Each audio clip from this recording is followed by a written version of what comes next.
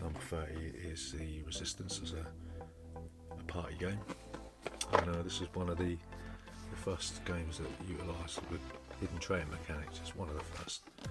And what you're doing, you're going on missions, you're choosing your team to bring on missions, and maybe it may or may not be a hidden traitor in your group, and it's your job to try and discover who the hidden traitor is before they win a certain amount of missions. And this is this the amount of insults and accusations that you can fly around the table when we're playing this one.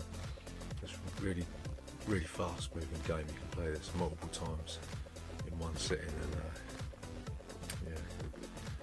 Resistance. Yes, but yeah, I mean, forget the Dungeons and Dragons reference. There's nothing to do with that. But it's basically a worker placement game. So what you're doing, everyone gets a certain amount of workers, and they dump them on the board, take the specified action where they place their worker, and then halfway through the game you get a certain amount of extra workers. But you're basically trying to get money, hiring wizards, clerics, fighters and thieves to do jobs for you, and then you'll trade them in and get victory points.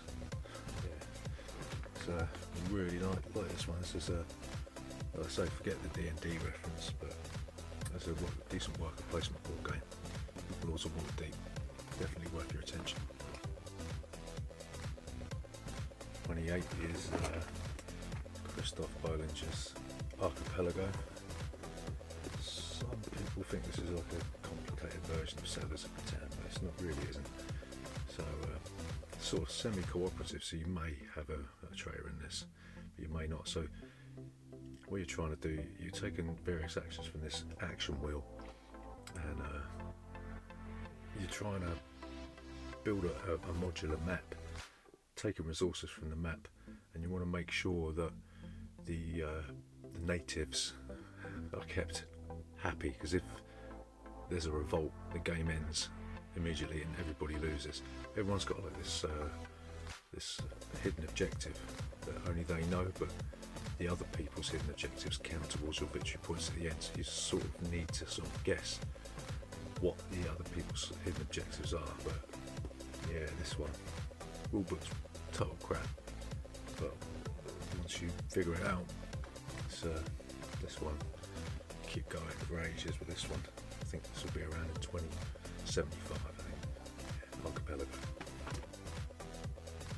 But the base game is just chock full of expansions. It's really heavy, but yeah, this is, for a lot of people, this is probably their favourite game of all time. This is kind of like a worker placement game, but you've got like a set map with resources, set resources on it, and what you're trying to do, you're taking specific actions, but you can't take the same action twice in a row unless you're a specific faction in the game. But you're taking resources from the map, you're building these huge mechs. I don't know if there's any on the board, but building these huge mechs, trying to get victory points. Yeah, the artwork on this, absolutely fantastic. Yeah, it's really a bit of a fan favourite, I think, Sire is. Big airships. 26 is Blocky Mountains. It's a really novel dexterity game. Sort of flew under the radar, really, but yeah, if you have a little look, you've got like your mountaineer, which is you pull with a lever, and you've also got like a little wooden bear, and you've got a set map that tells you you've got to drag or lift or pull. You've got your little pack where you've got to take with you, and you're moving your little bloke through this 3D block terrain. And wow, this is I can't believe this game's not more popular. A lot of people don't know what it is, but yeah, Blocky Mountains, a cult classic if ever there was one. 25 is Eric Lang's Arcadia Quest. It's probably unbelievably simple. It uses these little chibi miniatures. I can't paint them, but they're all unpainted in here. But what you're doing, you've got an objective, and all you're going to do is just move and attack, or attack and move, and that's basically it. There's a few extra rules to do with line of sight and everything, but that's all you're doing. And one of the things that makes this game special is that you can attack the other players. Yeah, that makes it sort of cutthroat, you know. But yeah, Arcadia Quest, there's a few expansions for this one. We got the Inferno expansion, but we gave up on it really because there's just so much to do. This game's sort of built in, it's got a built-in scenario, so you can play it 6 times, but you can play it multiple times as well. But yeah, Arcadia Quest, it's very originally unoriginal, if you know what that makes sense. It's Pillars of the Earth, out of print for years and years and years and years and years.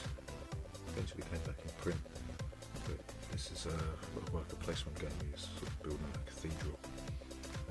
There's a novel mechanism where they have these cards.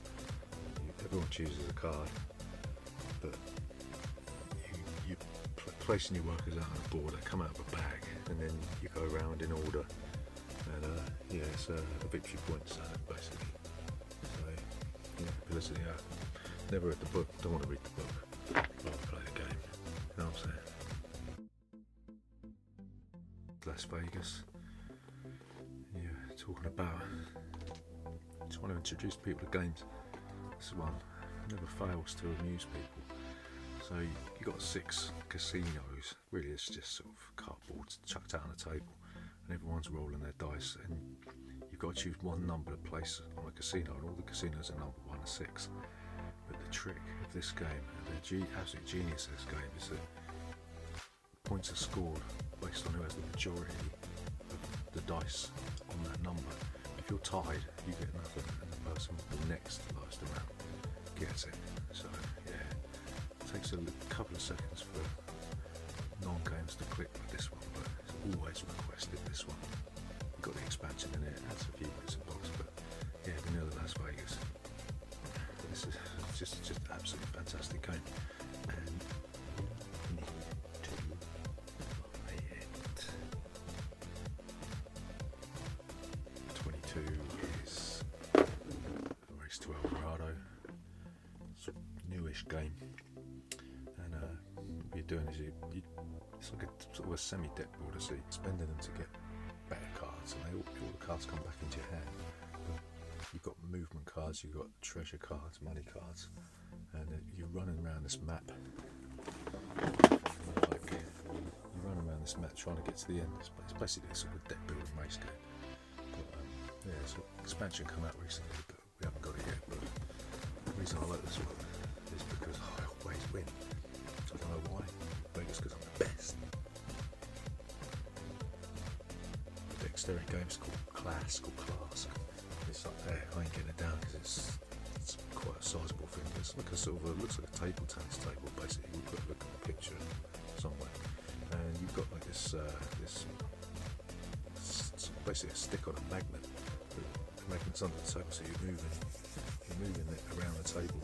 You've got a ball. You're trying to knock the ball in your opponent's goal, but you've also got these 3 magnets on the board, and if you pick up 2 of them, you lose the points. But yeah, really original game. Can't say much more about it really, but you've got to play it. It's quite reasonably priced for what it is. But yeah, Clask. It's a Scandinavian game, available all over the internet, and yeah, you should get that one.